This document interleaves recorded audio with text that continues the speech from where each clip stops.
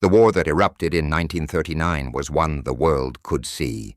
Roaring engines, marching armies, cities turned to ash. But beneath the thunder of artillery, another battle began, unseen yet decisive. It was a war fought in whispers, in coded telegrams, in the flicker of a hidden radio light under blackout curtains. Governments across continents mobilized not only soldiers, but spies, linguists, cryptographers, and analysts. While generals planned their offensives on open maps, secret services were quietly redrawing the boundaries of power in invisible ink. In London, MI6 built a new kind of army, men and women whose weapons were silence, misdirection, and intellect. In London, MI6 built a new kind of army, men and women whose weapons were silence, misdirection, and intellect. Across the Channel, Germany's Abwehr expanded its network through embassies, ports, and occupied capitals, convinced that control of information would secure the Reich's dominance. In the East, Stalin's NKVD hunted both foreign agents and its own, seeing betrayal in every shadow. The world's great powers turned paranoia into policy and secrecy into survival. This was not just about gathering intelligence. It was about defining truth itself in a time when lies could win wars. Behind neutral borders, double agents played both sides with deadly precision. A misplaced word could doom a network. A forged report could move entire divisions. Every message carried risk. Every silence carried weight. The hidden front lines stretched from London basements to Paris cafes, from Warsaw attics to the frozen checkpoints of Moscow.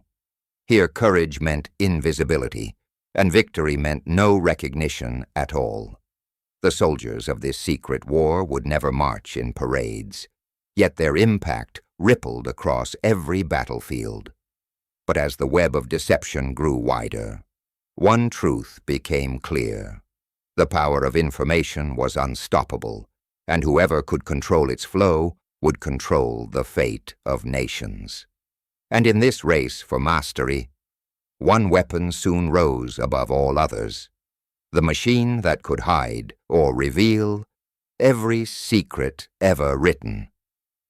In the silent rooms of Bletchley Park, far from the gunfire and smoke of the front lines, a different kind of war was unfolding. Here rows of mathematicians, linguists, and puzzle solvers waged a battle not against armies, but against complexity itself. The enemy was a machine, the German Enigma, a device so intricate it could create billions of cipher combinations, changing its code every single day.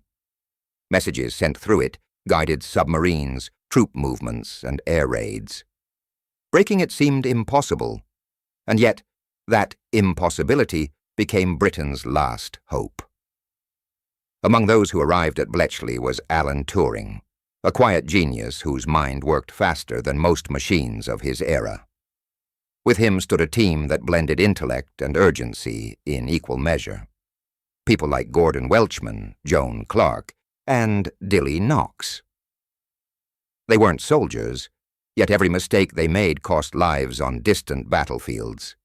As the Enigma's mechanical rotors spun endlessly, Turing built his answer, a machine that could think faster than human intuition, testing endless letter patterns until truth emerged from chaos. This was the dawn of computation as a weapon. Mathematics turned into strategy. Each breakthrough came at a cost of sleepless nights and moral weight. The team often decoded messages revealing attacks they could not stop, lest the enemy suspect their code had been cracked. Their victories had to remain secret. Their genius had to remain silent.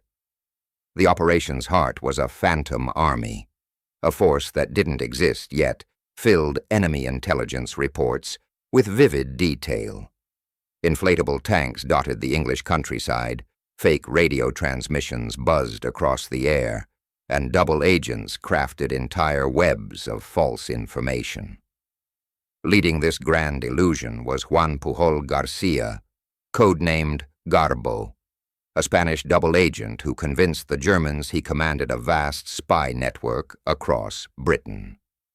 In truth, he was fabricating every report from a quiet London office, feeding the enemy exactly what the Allies wanted them to believe.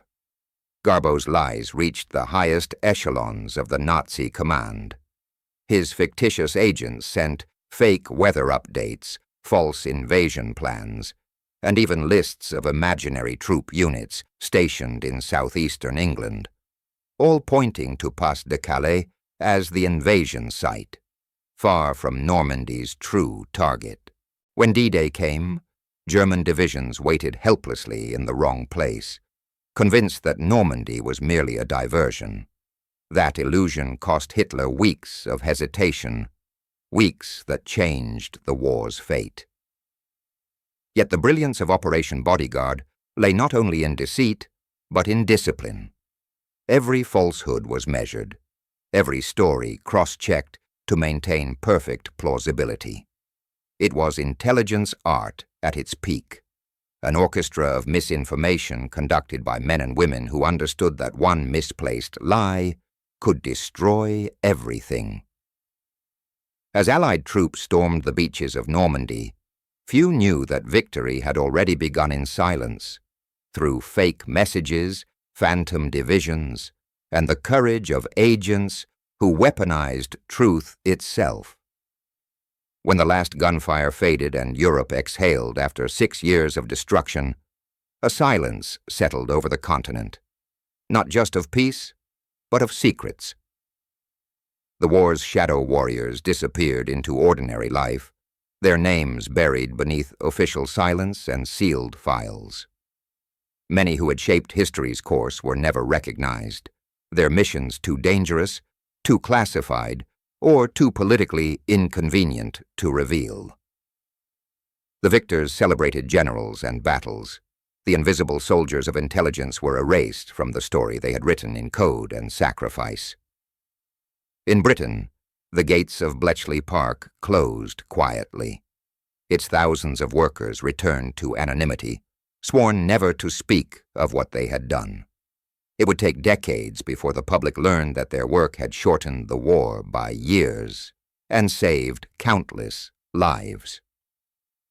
Across Europe, agents of the Resistance, the SOE, and the OSS faded into history without medals, many still haunted by the lies they had lived and the friends they had lost. Their triumphs had come at a cost, trust destroyed, identities fractured, and memories too heavy to carry. Yet the tools they forged, the ciphers, the misinformation tactics, the art of surveillance, became the foundation of a new kind of power. The Cold War soon turned their wartime inventions into peacetime paranoia. The invisible war continued, now fought with microphones hidden in walls and satellites orbiting the skies. The boundaries between truth and illusion blurred even further. As governments perfected what the spies of World War II had begun, the weaponization of information. Looking back, the secret front of World War II feels both distant and familiar. It was the birthplace of modern intelligence, of artificial secrecy, of quiet power. The agents who once hid in safe houses and coded their messages in ink unknowingly created a world where information itself would rule. They were never meant to be heroes, yet their shadows stretch across our present, into every encrypted message, every surveillance satellite, every unseen war still being fought. The guns may have gone silent, but the echo of deception endures. The hidden war never truly ended. It merely changed its form, moving from the trenches to the servers, from the whispers of agents to the algorithms of nations. And perhaps that is the truest legacy of all, that in every age the greatest battles are still fought in the dark, where truth itself becomes the most powerful weapon.